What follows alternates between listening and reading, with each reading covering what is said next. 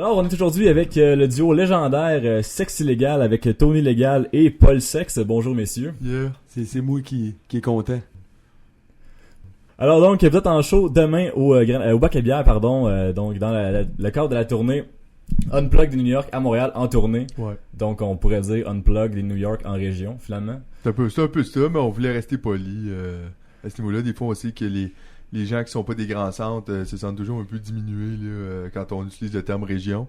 Mais en même temps, il y a plusieurs régions qui sont super amusantes, là, que ce soit la pubienne ou autre. Dans le fond, c'est quoi la différence entre cette tournée-là versus la tournée Le Tour du Monstre auparavant? Là? Mais c'est que là, celle-là est unplug. Hein? C'est un show unplug à New York qu'on a fait à Montréal que là, on amène ailleurs. Fait qu'en gros, ça le dit dans le titre pas mal ce que c'est. Fait que il y a tout est pas mal unplug là, sur le show à part les lumières là. Ouais, Puis, les micros, là, quand même. Ouais, quand ma baguette est quand même mais c'est pas. Sinon, Mais tout, c'est unplug. tout est unplug. C'est comme un semi-unplug, c'est pas un vrai unplug, là. Ben, c'est qu'en fait, on avait fait un vrai unplug à un moment donné, mais Avec des chandelles pis tout. tu sais, des chandelles, pis tout, mais là, personne n'était venu, on voyait rien dans le noir, c'était un petit peu difficile, donc on a décidé d'être comme simili unplug, mais on trouvait que le nom était moins hot pis le show, fait qu'on a gardé unplug, finalement c'était un peu un mensonge. Fait ça après 2 secondes, le monde, tu sais, il s'en rappelle plus vraiment de ce qu'ils ont acheté, là. Fait que c'était un peu comme ça. Ça explique les ventes d'albums des respectables. Puis pour le show justement du Bac à Bière, on peut s'attendre à quoi? Est-ce qu'on attend une émeute, une autre pétition des Jeannettes? À quoi qu'on s'attend?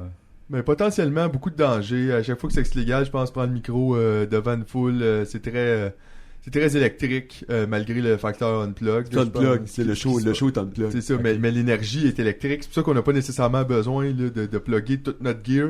Parce que vraiment, il y a comme une statique qui se forme entre nous autres puis le public, là, puis tu sens là, que ça grommelle et c'est difficile, tu sais.